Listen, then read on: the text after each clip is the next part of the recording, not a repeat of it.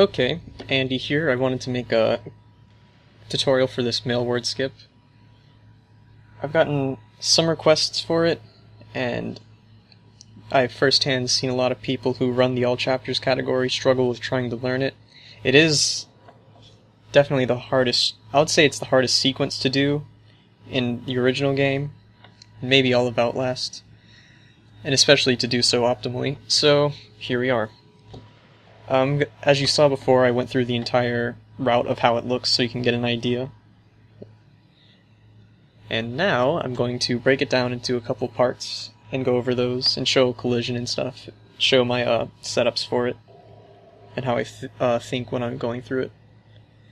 So, let us start off with the first trick. It's called the Mamma Mia, and it looks like that. Easy enough, right? It's a little trickier than it might seem at first. The idea is to jump from the stairs onto the handrail. Seems all fine and good. Take note how I can jump on the stairs right now, but if I move forward a little bit more, I am robbed of my ability to jump. I can no longer jump.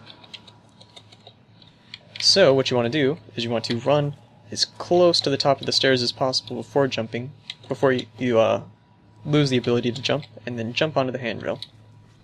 To do this, it's pretty easy. Now, normally, when I do this in runs, I'll reload the area because there's a lot of lag when the level loads back in, and it's timed using game time anyway, so you're not losing that much. So anyways, you load in about here, and I hold left so I'm up against this wall. From here, I look about this far into the center, or into the doorway. You know, I'm not looking at the door frame, I'm looking a bit into the doorway. And I will sprint forward and jump. And that's all you have to do. Now that timing, trying to learn it, it's going to be frustrating. It's pretty tricky, but once you get it, you'll start getting it more and more consistently. With this thing, it really is practice makes perfect on it. That was interesting. And alright, that concludes the Mamma Mia.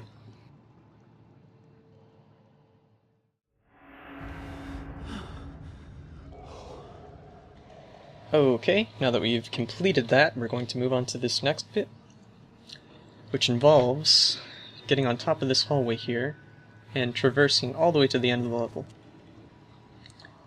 So this is going to be one of the longer sections. This is going to be a little trickier, I'd say, than the jump onto the handrail. So what we're going to do first is currently we still can't jump because we're in that same zone that prevents us from jumping at the top of the stairs. So you're going to move forward a bit until the game allows you to jump again. At this point, you're going to side hop to the left.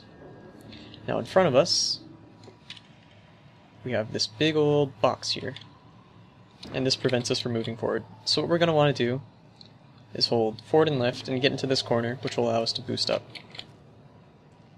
So all you're doing is just moving into the corner created by the plane and the pipe geometry there. So you're here, easy. Now, here's where we get into the real meat and potatoes of this.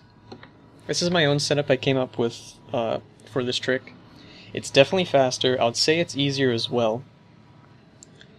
To give you an idea of what the old strat was, it was to tiptoe your way up onto a collision box right there, if you can see that. I'd imagine it's kind of difficult with the light colors against each other. So you tiptoe up onto that, look at those pipes, jump, and then hop over. And the reason I didn't like that is because you had to take the time to line up your angle to jump to the pipes, and then it's basically the same from there on. But I didn't like having to do that. So instead, I get my angle as I approach this. And the way I do that is by looking in about this direction.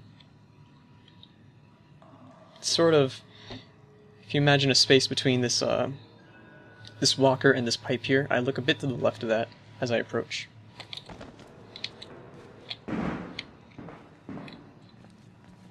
So about here. And now, here's this. So you don't want to be too far forward or too far back doing this. And the way I kind of do it is I take like 2 steps on this. I boost up once, which will count as 1 step, and I'll take 1 more step forward. And this usually puts me in about the right spot. That again will take practice. So from here I'm going to side hop to the left, and ideally I want to pause on the proper frame. So what's going to happen is I'm going to side hop, and this hallway in front of me is going to deload. And from there I want to pause the game at the perfect spot, so the hallway loads back in, but I'm inside this wall.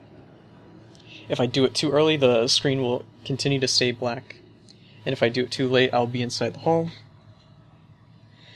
So for this, I bound the tab, what is normally tab, to my middle mouse wheel, which allows me to pause like that with my right hand alone on the mouse. And then you can sort of pause buffer by hitting escape to close this, and then immediately hitting middle mouse button again to pause.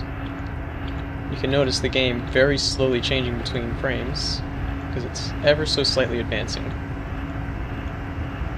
And the more time you allow between hitting escape and hitting pause again, the more time will pass between them. So we get up here, and now I'm going to slide hop to the left and pause it, hopefully this ideal time. Now from here I'm going to unpause and hold up left. Because I'm currently clipped inside of the wall, it will boost me to the top. After that, I'll need to jump across and then hold crouch. Do not get stuck inside. Now I know that seems kind of fast-paced, I hope to get into this a little more. So basically what happened is, we were inside that wall, and you hold a movement key when you're stuck inside of a wall. It will boost you to the top in some cases, which it does here. After that, I pressed space a few times, just to make sure I would hop over onto this vent.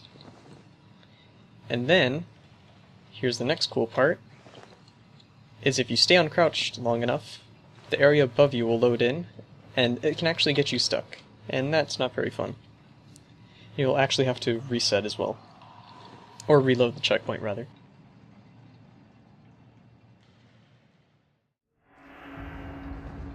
Alright, so now we are here. The optimal movement for this section is a little tricky. It'll take some getting used to. You're going to probably get stuck a few times trying to learn it, but it's not too bad. First things first, once we land up here after doing the hop across and crouch, you'll want to aim sort of in that direction, like towards the corner of what you can see over there. Keep in mind, I have crouch set to hold, which I think is pretty important for this. It'll be a little less tedious to try to do the movement I'm doing. And so, as stated before, if I stand up, you will see the level above me load in. And if it loads in and I'm still standing up, you will get stuck inside and you cannot crouch again, and you'll have to reload the checkpoint. So to avoid that now, what I'm going to try to do is stand up, run a little bit, jump, and then crouch again before the level loads in. And that's a little easier said than done. So you want to make sure you're holding crouch, holding sprint, aimed in the right general direction. And so, I can't really teach this, but you can watch the video, watch my inputs, and see how I react to the timing, if that makes sense. So here, what I'm going to do is start running, jump, crouch, and keep in mind, I will hold crouch until I see the level deload. As soon as I see it deload again, as I'm on my way back down, I will let go of the input. So let's get back over here. Jump, down, up, jump, down, up, jump, down, up. There's a little more collision once you get to this that you have to crouch under. And if you're standing up when you approach these two pipes, there's a chance it will boost you off to the left. And that is very unfun and quite slow. So I'd highly recommend crouching under this. Once you crouch under this, you can now stand up freely. And you don't have to worry about anything else like that for a bit. So you want to follow this wall, and then you want to follow this wall in a straight line. And you want to run until about the third one, and then the level on top of you you'll actually hit it. You'll actually feel it before you see it load in. Like it'll stop you if you're trying to move forward. So you can see it here.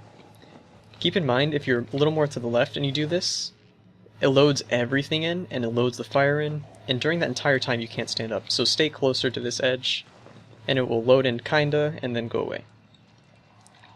So now you're going to do this movement where you're continuing to hold sprint and crouch and forward, and what you're going to do is while you're not holding crouch, while you're not holding the crouch button, and you let go of it, you'll actually get back some of the sprinting speed. And so what I'm doing is I'm trying to get as much of that speed as possible without hitting my head up there and causing that area to load, because if it does that, you'll be stuck crouching for a bit. So it's going to look something like this. Sometimes I will hit my head if I get a little too brave with it and get a little too high up, and that'll happen. But it's not a big deal. It's not a very big time loss. So now we get to here. We're at the second to last curtain rod if you need a sort of reference. Well, I guess it's technically the last one, but you're on the first front end of it. And so once you're here, while continuing to hold forward, you want to make sure you're all the way crouched first. You're going to uncrouch while holding forward. You're going to uncrouch, spam jump until you do one hop forward, and then you're going, as soon as you see yourself do the first hop forward, you're going to do 2 hops forward to the right. So I'm going to switch from holding W to W plus D. And when I say spam, I mean really spam that jump, because if you don't spam it fast enough, you won't get the jumps, and you'll fail the trick. So here we go.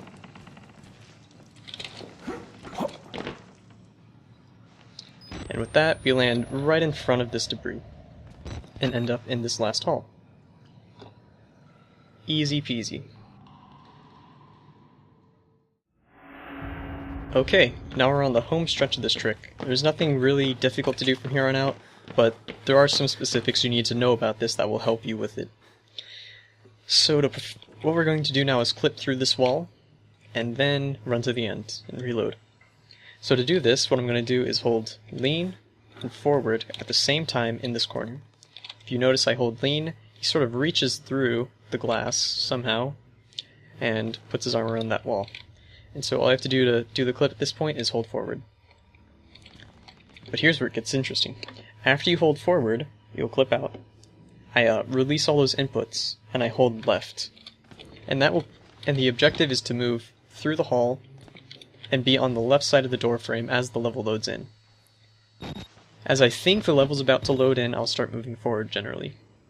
Because there is, even though the screen's black and everything's deloaded, or at least that's how it looks, there is a floor plane basically up until this doorway here. So right across there is where the floor ends, and if you go any farther in that direction, you'll fall off into the abyss.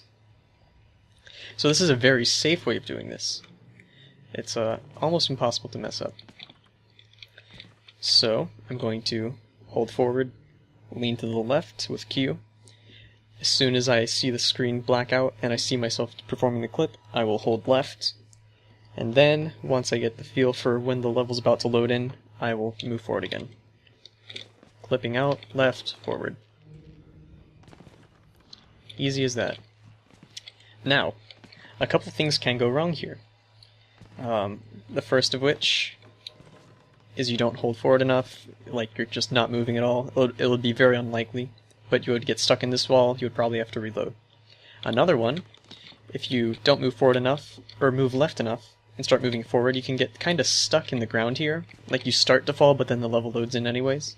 To do that, all you have to do, to fix that, all you have to do is hop backwards, and you'll pop up out of the ground. That again is a pretty rare occurrence, but it does happen. And the last thing that could go wrong is running forward too soon. If you run forward too soon, you will just fall into the abyss, and you'll lose your run after doing all the actual hard stuff, and you'll be very sad. So from here, there's home sweet home, the exit. You're going to run until you hit this checkpoint, behind the bottom left of the screen. The checkpoint triggers here. In most runs though, you'll just see someone jump out. And if you see this level deload like this, you'll 100% know you got it. From there, you'll reload. Be sure to spam that enter key between loading screens. because it automatically hits continue when you're back on the main menu. And here you are. And so that's it. I hope that was informative and helpful and all that jazz. And yeah, catch you guys next time. That was fucking dumb.